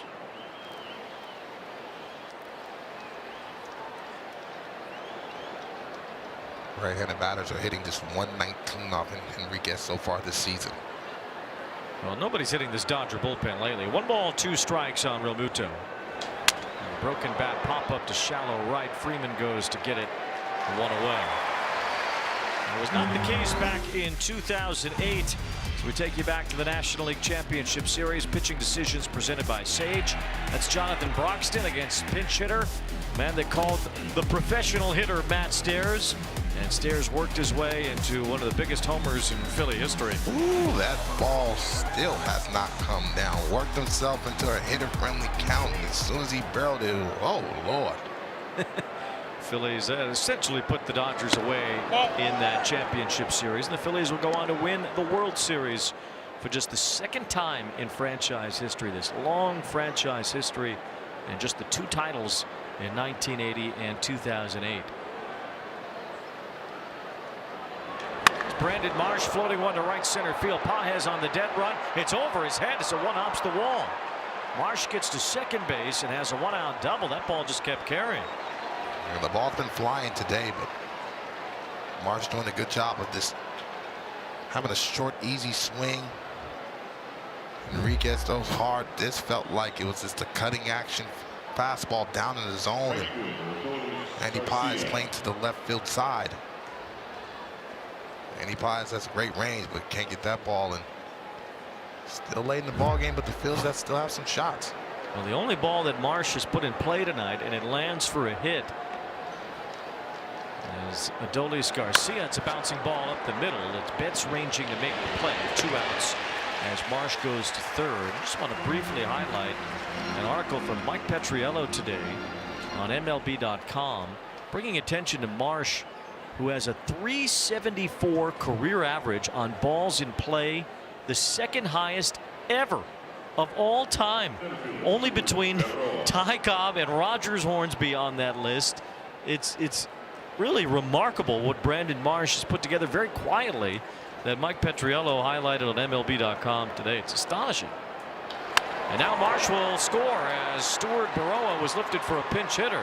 Well, that's Baroa himself batting left-handed and knocking that ball to center to bring home Marsh. So the Phillies get another run, and it's 4-2. I've actually liked Baroa's at bats today. He's been able to cover the breaking ball as well as that fastball, and didn't waste any time just staying short. And I think that might be Enriquez's day. But that's a fastball middle in, and not a lot of guys can be able to get their foot down early and be able to turn him around. It's a rare run allowed by the Dodger bullpen. Outside of Miguel Rojas, they'd only allowed 1 run in their last 44 innings, but now it's 4-2 as the Dodger lead gets shorter. Copyrighted telecast is presented by authority of the Office of the Commissioner of Baseball. May not be reproduced or retransmitted in any form. And the accounts and descriptions of this game may not be disseminated without express written consent. Dodgers advanced past the Phillies in last year's National League Division Series. They could very well meet again this October. Phillies have shaken off a 9-19 start and won 20 of their last 28. As Kyle Schwarber faces Alex Vesia, and it's strike 1. Of course, Vesia had to pitch on his bobblehead night. Only fitting. one of the fan favorites. Every time he comes out of that bullpen, you hear the energy of the stadium, and just one of the all-around good guys. He's facing Schwarber, who represents the tying run, the major league leader in homers, as he takes ball one. Last year, Schwarber set a record by hitting 23 home runs as a left-handed batter off left-handed pitching. And he's hit 30 now since the start of last season with his homer off Robleski earlier. He's the only hit off the Dodgers starter.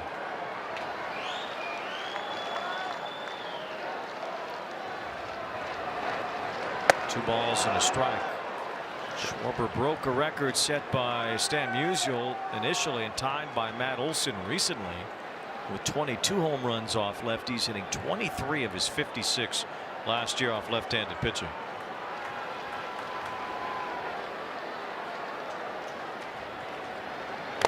Swing and a miss, and it's 2-2.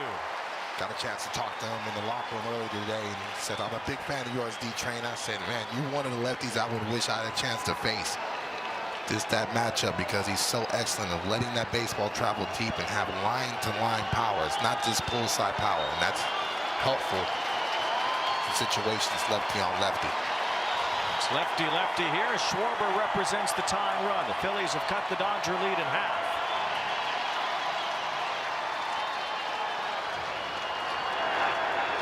Now it's 3-2 on Schwarber with the former Dodger Trey Turner on deck.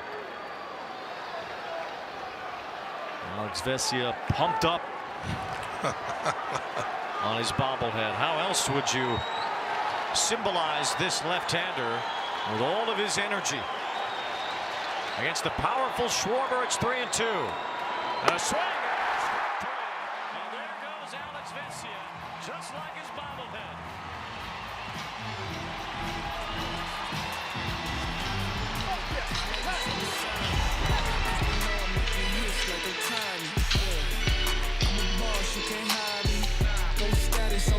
That inspire me. Maybe I'm a vet at they Dodgers had a 4-0 lead after 5 thanks to 4 solo homers. Phillies have gotten a couple of runs to make it closer. Already it's the bottom of the 8th inning. Miguel Rojas hitting for Alex Freeland as he takes a strike from Tim Meza. Used to be that when a pinch hitter was announced in between innings, you can go run out there and take the pitcher out. You can't do that anymore, so Meza has to face Rojas. Nobody's up right now in the Philly bullpen anyway. Well, you still have Shohei on deck, so they want Meza to be able to have that same matchup lefty on lefty.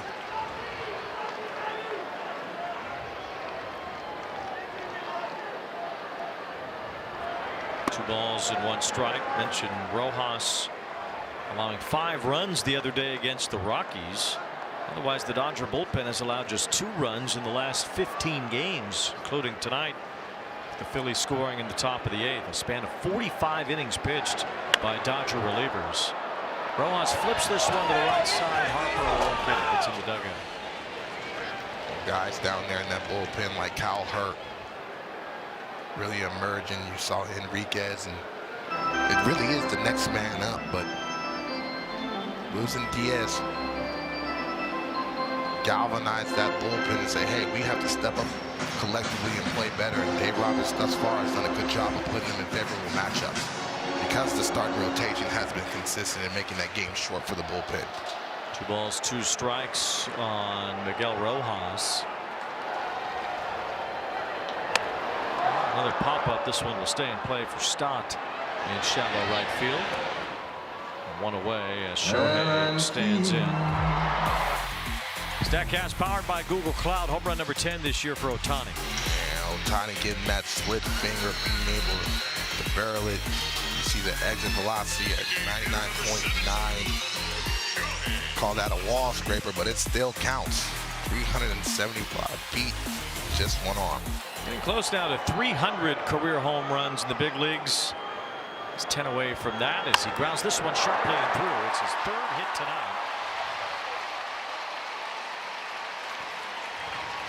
He has been rolling offensively for the last couple of weeks now. Yeah, he's surging. He just looks more comfortable at the plate. Talked about it earlier about the let the fast travel deep, but lefty on lefty, not trying to pull. little bit of a toe tap, and really taking what the pitcher gives you, and not trying to do too much. He's on with one out. Andy Pages stands in. Speaking of matchups, how do you match up against this Dodger lineup the way that it's constructed tonight?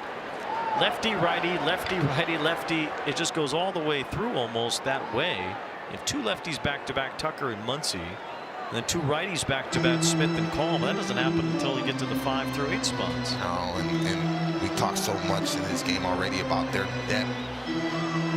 And there's no egos in the Dodger locker room. They don't matter where they're hit at. Andy Pages is hitting 8th, and all of a sudden, having an all-star caliber type year, he gets slotted up higher.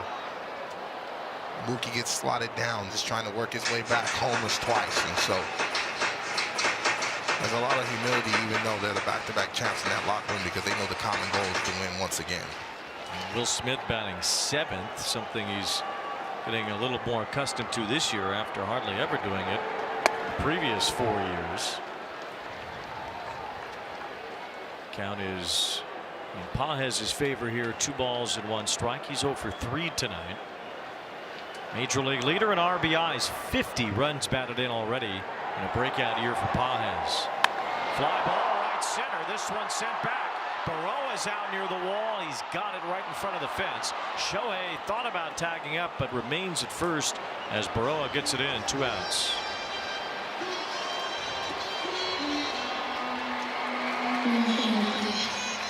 First baseman, number 5, Freddie Freeman. Freddie Freeman bopped a home run earlier. It was a line drive the other way to the left field corner his first time up. First pitch that he saw tonight.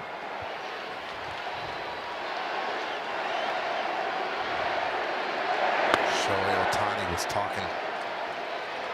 debating on if he wanted to be able to attack up in advance to get himself in the scoring position and try to allow Freddie to have another shot to be able to add another run, and they didn't know a lot about Baroa's arm strength, especially that deep center field. 1 ball, no strikes. With his extra base hit earlier, Freeman is only 1 behind Albert Pujols for the 2nd most extra base hits ever by a first baseman. Todd Helton is number 1 on that list. Albert had a whole bunch as a DH and even as a 3rd baseman early in his career.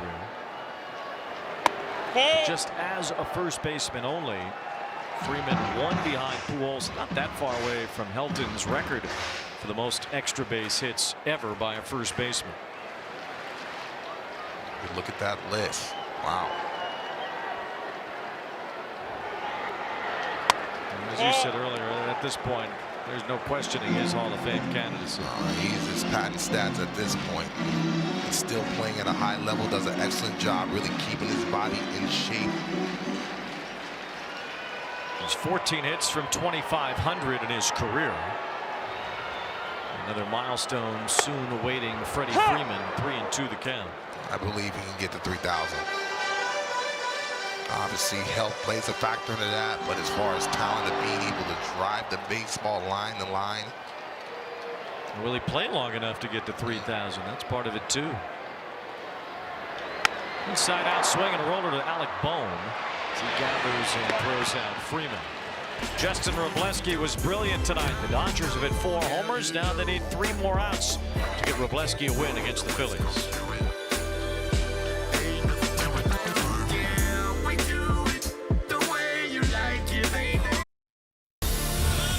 Formula One travels overseas next week for the Monaco Grand Prix. Stars will align as the grid tackles the unforgiving barriers, narrow straights, and sharp climbs of the iconic street circuit in Monte Carlo. Watch it live June 5th on Apple TV, the U.S. home of Formula One. Tanner Scott absolutely blasting mother here at Dodger Stadium as he tries to get the save here tonight. It's his first save chance in a couple of weeks. With a 4-2 lead, he'll face Harper after Turner and then Alec Bohm. Yeah, he's been outstanding, especially the last 7 appearances, 12 strikeouts, no earned runs. It's been a redemptive season so far for Tanner Scott. Swing and a miss by Turner. It's 0-2. What's changed for him? the tilt on that slider right there, and really just the aggression. He feels comfortable talking to him. He took that season personal that he underachieved, but again, with Diaz down, bullpen by committee. Turner with a fly ball to right, easy for Kyle Tucker. One away here in the top of the ninth. Miguel Rojas has stayed in the game to play second base. The Dodgers try to protect a 2-run lead on behalf of Justin Robleski, who had his best game as a big leaguer tonight. Absolutely outstanding, especially going up against one of the tougher lineups in the National League and one of the most experienced lineups. And the fastball command was there all day long and really making some of these tough hitters look silly. Bryce Harper struck out twice against Robleski, who fanned 9. Phillies 2 runs, 3 hits. Schwarber homered in the 6th, but struck out against Vesia as the tying run in the 8th inning. 2-out RBI from Stuart Baroa after Brandon Marsh doubled in the 8th against Edgardo Enriquez. The Phillies get a little closer. The 4 solo homers for the Dodgers have stood up so far. 1-2 on Harper. Will Smith has done an excellent job getting these Dodger pitchers to try to tie up Harper and Schwarber besides that home run, but he's been driving that fastball to try to speed up their bat and open up the off-speed away. Harper fouls one back. Scott gave up a home run against Cleveland on April 1st. And then the last time he gave up any runs, we were here for it when the Cubs and the Dodgers met a month ago on April 24th. He has not allowed a run since then. Just the 3 runs all season for Tanner Scott, rebounding off a bad year last year as Harper stays alive. Too good a pitch by Scott right there in the middle of the zone.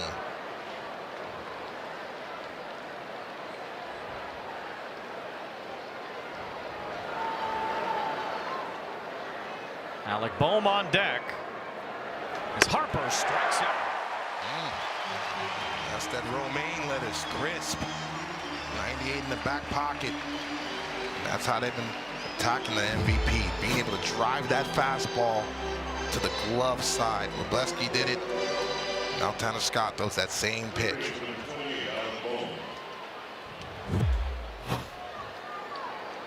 "11 times the Phillies have struck out tonight. Harper's gone down 3 of those times. And here's Alec Bohm taking ball 1. The Phillies have been on a roll. Challenging the ball call. As this is challenged by Will Smith, and he's wrong. The call's confirmed. The pitch was a ball. Los Angeles has 1 challenge remaining. Each team still has 1 challenge left. The Phillies have won 10 of their last 11 on the road. They just swept the Padres earlier this week in San Diego. Their bats have been quieted tonight. Zach Wheeler couldn't keep the Dodgers in the ballpark. Sometimes when you have a big time matchup, 2 aces, and Robleski really stepped up, and you saw the motivation and really the heart with the velo early in the ball game, being able to strike out the side in the first. The Dodgers do still have 1 challenge left. And Will Smith lost one in this at bat. Count is 2 balls and 1 strike on Bohm. That's just a bit outside for ball 3. Stott on deck would represent the tying run. Tanner Scott's got to be aggressive and make Alec Bohm earn that pass to get on base.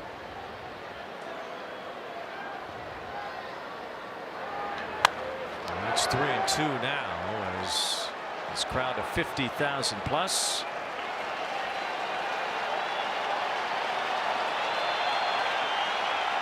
Thinned out a little bit. The Dodgers trying to get to 37-20 on the year. Fly ball to right. Kyle Tucker is there. 4 solo homers for the Dodgers tonight. And an excellent performance from Justin Robleski lead to a 4-2 win over the Phillies. Robleski was absolutely outstanding. You want to talk about front line mound presence. He had it all game long, executing the game plan, being able to show the ability to follow Will Smith's glove all night long. A little bit of a surprise with the velocity touching 97, 98, even in his final inning. It's the 7th win of the year for Wrobleski. For Wheeler, it's his first loss. First time the Phillies have even lost one of Zach Wheeler's starts, as the Phillies just could not figure out Wrobleski tonight. And Zach Wheeler, bit by the long ball, allowed 1 homer all season in his first 6 starts, 4 in this one. Well, the Dodger lineup seems to be locked in right now. They did not miss the mistakes from Wheeler. Every time he made a mistake with those fastballs up in the zone, it hurt him. Even the breaking ball and the split finger. But now you're seeing the depth and really the power of the Dodger lineup, even without Teoscar Hernandez in the lineup as well. And it all happened in a very tidy 2 hours and 3 minutes. You still to make dinner tonight, Weezy. What's up? You buying? What's going on? We didn't even break a sweat tonight. But these two teams and these two sides respect each other, and they know all roads lead through each other down there the postseason. Might take Heidi longer to go get this interview than the game took. Well-pitched ball game. And even though Zach Wheeler gave up a couple home runs, I still felt like when he was able to settle in, he didn't get into the stretch until the 4th or 5th inning. And look at that jacket. You know, show up on the Dodger postgame show wearing that. Sportsnet LA will never be the same. They got me on it. It's never the same. Justin Wrobleski, really one of the best performances as a big leaguer, probably his very best one. Struck out 9, a career high, allowed just 1 hit, and he is standing by with Heidi Watney. Yeah, Justin, you came out firing tonight. You took a no-hitter into the 6th inning, a career-high 9 Ks. What was working for you? Yeah, I just think, you know, internal scouting, I think we did a really good job of kind of creating a game plan for today, and we went out there and executed. I think we stayed on the attack pretty well. Will obviously called a great game and had a great game hitting too. So, yeah, it's just a whole lot of support and just a good outing in general. Your velocity was up tonight, averaged more than a mile per hour faster. You touched 97 a couple of times. What's behind that increase? Yeah, I think something clicked for me today. I don't know. I can't tell you exactly what it is, but I felt back to myself today as opposed to kind of the way I've been. I've kind of been searching a little bit for that extra tick that I usually have. So it was encouraging tonight to kind of see that and kind of see the fastball play like I know it can play. You've been trending that way the last couple of starts. Is there something you've been working on to increase the velo? Not anything in particular, just kind of getting back to being me, getting back to just the normal stuff that allows me to throw hard. And yeah, just I think also too, it's just part of a long season. I have ups and downs. I usually throw harder in June. That's just kind of the way it's been for me. So we're almost to June, and maybe that's just what's happening. You talked about the offense behind you, homers in the 1st, in the 2nd, and the 3rd, again in the 5th. Does that take some pressure off of you, seeing those guys go do that? Yeah, for sure. I mean, when you know you have an offense like we have, I mean, obviously it gives you confidence to go out there and just attack and try to get him back in the dugout. And then for me, just going against a guy like Zach Wheeler, I know, you know, he's a stud. He's someone I've watched forever, and, you know, super cool to kind of get to go against a guy like that. So I know he's going to put up zeros, so I gotta do the same, and yeah, it's just see if we can win a ball game. Thanks, appreciate it, Justin. Yeah, thank you. Back to you guys. Now Justin Wrobleski certainly had it working tonight. Says, you know, just the warmer weather gets him going again. He's a June guy. Well, late May worked out for him as he struck out 9, allowed 1 hit. The Dodgers beat the Phillies 4-2. We'll be back to wrap it up.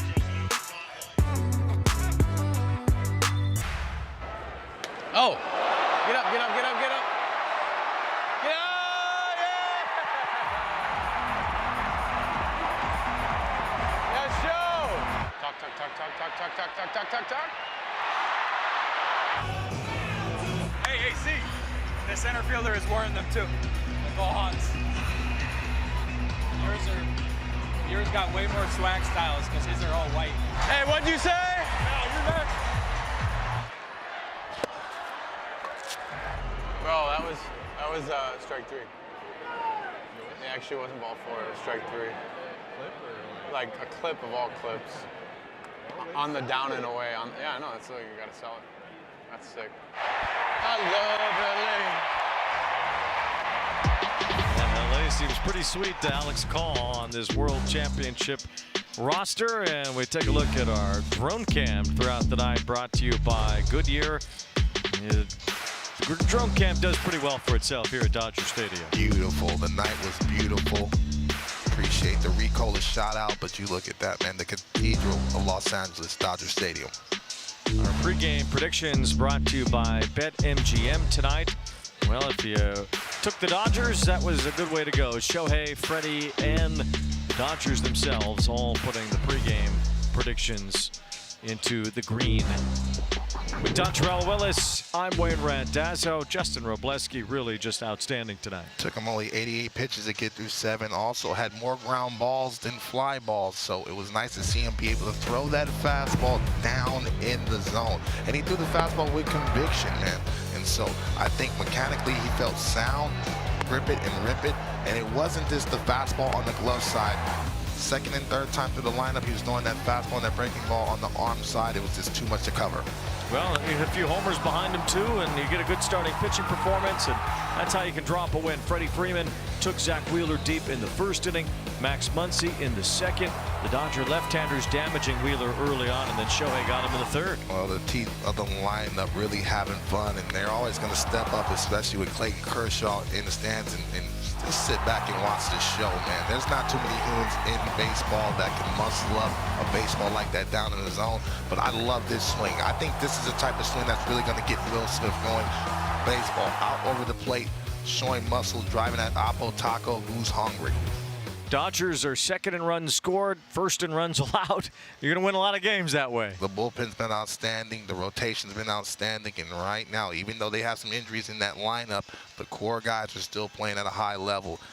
On pace for a quiet 100 wins this season thus far.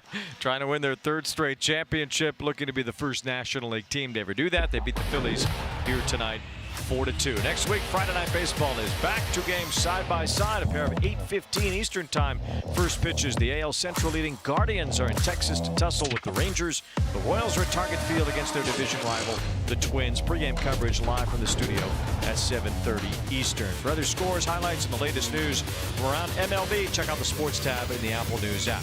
For Dontrell Willis, Heidi Watney, and our great crew, I'm Wayne Randazzo. We say goodnight from L.A., where the Dodgers defeated the Phillies 4-2 at Dodger Stadium. We'll talk to you again next week.